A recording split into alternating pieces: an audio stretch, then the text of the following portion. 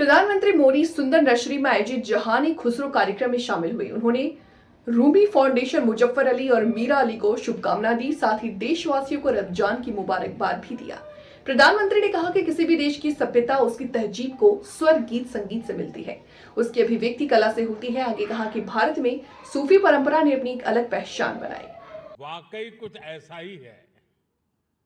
यहाँ महफिल में आने से पहले अभी मुझे तह बाजार घूमने का मौका मिला। उसके बाद बागे फिरदौस में कुछ साथियों से भी अलब जलब दुआ सलाम हुई। अभी नजरे कृष्णा और जो विभिन्न आयोजन हुए, असुविधा के बीच कलाकार के लिए माइक की अपनी एक ताकत होती है, लेकिन उसके बाद भी प्रकृति के सहारे उन्होंने जो कुछ भी प्रस्तुत करने का प्रयास किया, शायद उनको भी थोड़ी निराशा हुई होगी। जो लोग इस आनंद को पाने के लिए आए थे उनको भी शायद निराशा हुई होगी। लेकिन कभी कभी ऐसे अवसर भी जीवन में बहुत कुछ सीख दे करके जाते हैं। मैं मानता हूं आज का अवसर भी हमें सीख दे करके जाएगा। साथियों, ऐसे मौके देश की कला संस्कृति के लिए तो जरूरी होते ही हैं, इनमें एक सुकून भी मिलता है।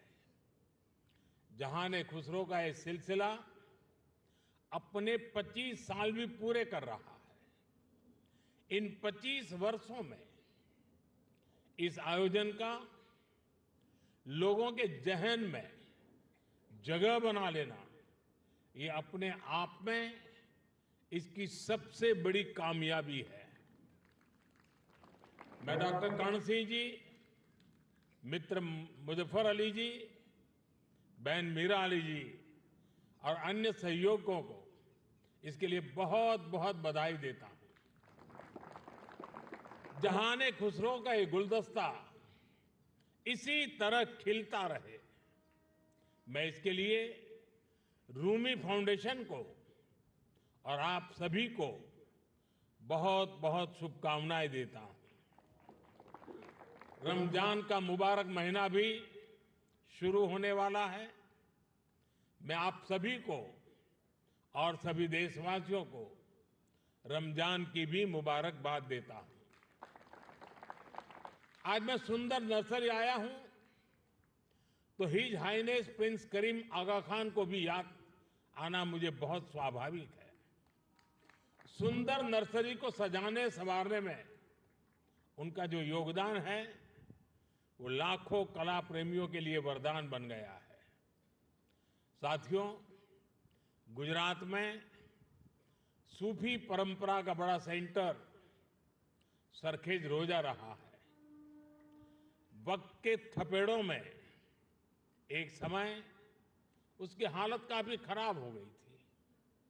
जब मैं मुख्यमंत्री था तब उसके रिस्टोरेशन पर काफी काम करवाया गया था।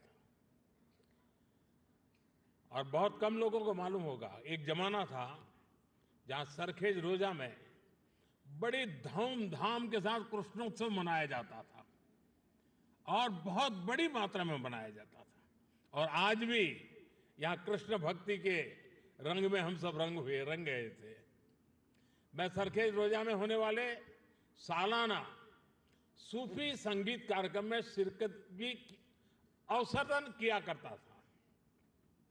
सूफी संगीत एक ऐसी साझी विरासत है जिसको हम सब मिलजुल कर जीते आए हैं। हम सब ऐसे ही बड़े हुए हैं। अभी यहां नजरे कृष्णा की जो प्रस्तुति हुई उसमें भी हमारी साझी विरासत की झलक दिखाई देती है। साथियों, जहान खुसरो के इस आयोजन में एक अलग खुशबू है।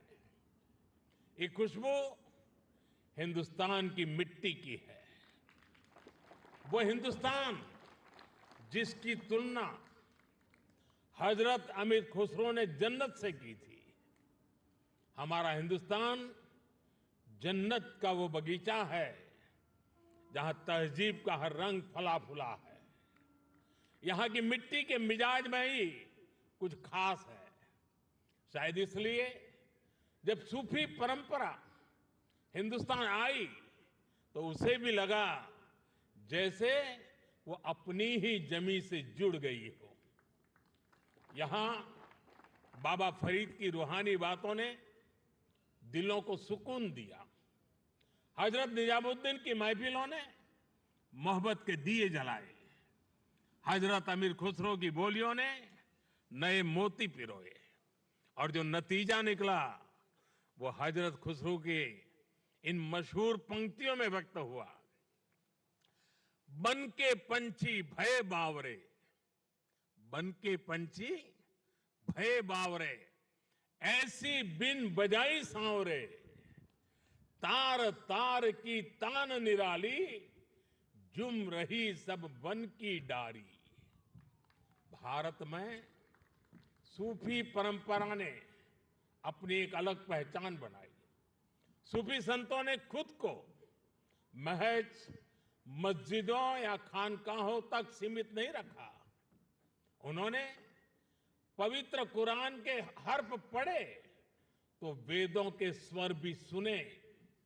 उन्होंने अजान की सदा में भक्ति के गीतों की मिठास को जोड़ी और इसलिए उपनिषद, जिसे संस्कृत में एकम सत विप्राहा बहुधा वदंती कहते थे, हजरत निजामुद्दीन औलिया ने वही बात हर कौम रास्त राहे दिने व किबला गाहे जैसे सूफी गीत गाकर कही।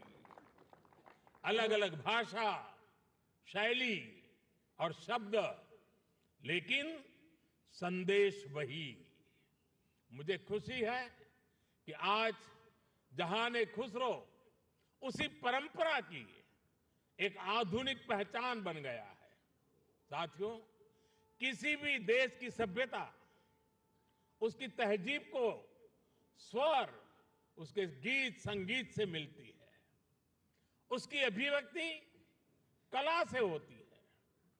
हजरत खुसरो कहते थे, भारत के संगीत में एक सम्मोहन है, एक ऐसा सम्मोहन कि जंगल में हिरण अपने जीवन का डर भूलकर स्थिर हो जाते थे। भारतीय संगीत के इस समंदर में सूफी संगीत एक अलग रौ के तौर पर आकर मिला था और इस समंदर की खूबसूरत लहर बन गया। जब सूफी संगीत और शास्त्रीय संगीत की वो प्राचीन धाराएं एक दूसरे से जुड़ी तो हमें प्रेम और भक्ति की नई कल कल सुनने को मिली। यही हमें हजरत खुसरो की कवाली में मिली। यही हमें बाबा फरीद के दोहे मिले, बुल्ले शाह के स्वर मिले, मीर के गीत मिले। यहां हमें कबीर भी मिले, रहीम भी मिले और रसखान भी मिले। इन संतों और औलियों ने भक्ति को एक नया आयाम दिया। आप चाहे सूरदास को पढ़ें या रहीम और रसखान को, या फिर आप आंख बंद करके हजरत खुसरो को सुने। जब आप गहराई में उतरते हैं तो उसी एक जगह पहुंचते हैं। ये जगह है आध्यात्मिक प्रेम की वो ऊंचाई जहां इंसानी बंदी से टूट जाती है और इंसान और ईश्वर का मिलन महसूस होता है। आप देखिए, हमारे रसखान मुस्लिम थे लेकिन वो हरिभक्त थे। रसखान भी कहते हैं, प्रेम हरि को रूप है, त्यों हरि प्रेम स्वरूप। एक होई दुवैयो लसई, जो सूरज और धूप। यानी प्रेम और हरि दोनों वैसे ही एक ही रूप है जैसे सूरज और धूप। और यही एहसास तो हजरत खुसरो को भी हुआ था। उन्होंने लिखा था, खुसरो दरिया प्रेम का सो उल्टी वाकी धार, जो उतरा सो डूब गया, जो डूबा सो पार। यानी प्रेम में डूबने से ही भेद की बाधाएं पार होती है। यहां अभी जो भव्य प्रस्तुति हुई उसमें भी हमने यही महसूस किया है। साथियों, सूफी परंपरा ने न केवल इंसान की रूहानी दूरियों को खत्म किया, बल्कि दुनियावी दूरियों को भी कम किया है। मुझे याद है साल 2015 में जब मैं अफगानिस्तान की पार्लियामेंट गया था, तो वहां मैंने बड़े भाव भरे शब्दों में रूमी को याद किया था। 8 शताब्दी पहले रूमी वहां के ही बल्ख प्रांत में पैदा हुए थे। मैं रूमी के लिखे का हिंदी एक तर्जुमा जरूर यहां दोहराना चाहूंगा, क्योंकि ये शब्द आज भी उतने ही प्रासंगिक है। रूमी ने कहा था, शब्दों को ऊंचाई दें, आवाज को नहीं।